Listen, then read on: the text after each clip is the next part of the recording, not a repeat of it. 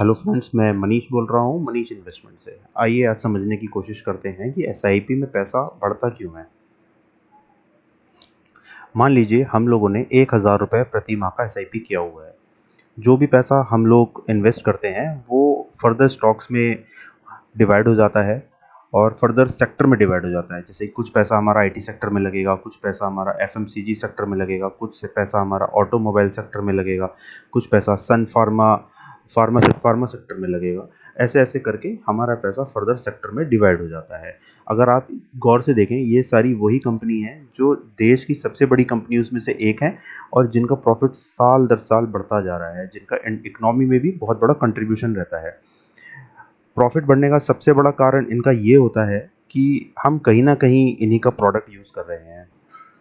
जैसे कि अगर आप देखें, टीसीएस ने बहुत सारे सॉफ्टवेयर्स बनाए हुए हैं, हम कहीं ना कहीं उनको यूज़ कर रहे हैं। डाबर के बहुत सारे, जैसे डाबर च्यवनप्राश है, हम कहीं ना कहीं यूज़ कर रहे हैं।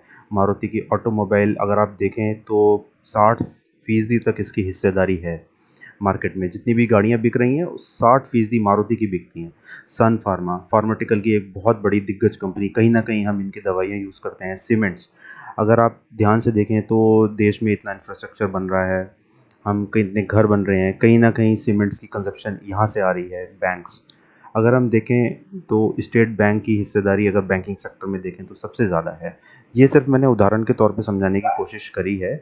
जैसे जैसे इनका प्रॉफिट बढ़ता है तो हमारे म्यूचुअल फंड्स में एनएवी बढ़ता है, जिसका फ़ायदा सीधे हमें होता है क्योंकि हमारा पैसा म्यूचुअल फंड के ज़रिए स्टॉक्स में लगा हुआ है। ये मैंने उदाहरण के लिए समझाया है। आइए समझने की कोशिश करते हैं। जैसे टाटा कंसल्टेंसी सर्विसेज को अगर हम देखें तो पिछले 5 साल में इसके प्रॉफिट्स काफ़ी ज़्यादा आए हैं और ये 1,1200 रुपये से लेके ये आज 3100 रुपये का है। यानी कि हमारे म्यूचुअल फंड्स में फ़ायदा हुआ है। अगर आप देखें डाबर को, ये कुछ शायद 30-40 रुपये रहा होगा और ये 2002 की बात है। जब से लेके इसमें पैसे में लगातार बढ़ोतरी हुई है और 2008 के बाद तो ये बहुत तेज़ी से बढ़ा है। ये 35 रुपये 2008 में था और आप इसका आज का कीमत इसका 543 है। इसी तरीके से मारुति सुजुकी को आप देखेंगे तो इसका भी दाम 2006 में 874 था, जो कि 10 गुना हो गया है आज की तारीख में। तो म्यूचुअल फंड्स में जो लगा हुआ पैसा है वो इन स्टॉक के ज़रिए हमेशा बढ़ता रहता है, क्योंकि जिन भी कंपनीज़ में वो पैसा लगता है वो हमेशा कंपनियां ग्रो करती हैं, उनकी कंजप्शन बढ़ती है, जिसकी वजह से सीधा मुनाफा हमें मिलता है। अगर आपको कोई भी इस तरीके की म्यूचुअल फंड से रिलेटेड कोई क्वेरी है, आप मुझे संपर्क कर सकते हैं। मैं मनीष हूँ, मनीष इन्वेस्टमेंट से। मेरा ऑफिस आरडीसी गाजियाबाद है। मेरा कॉन्टैक्ट नंबर 9212796828 है। Thank you very much.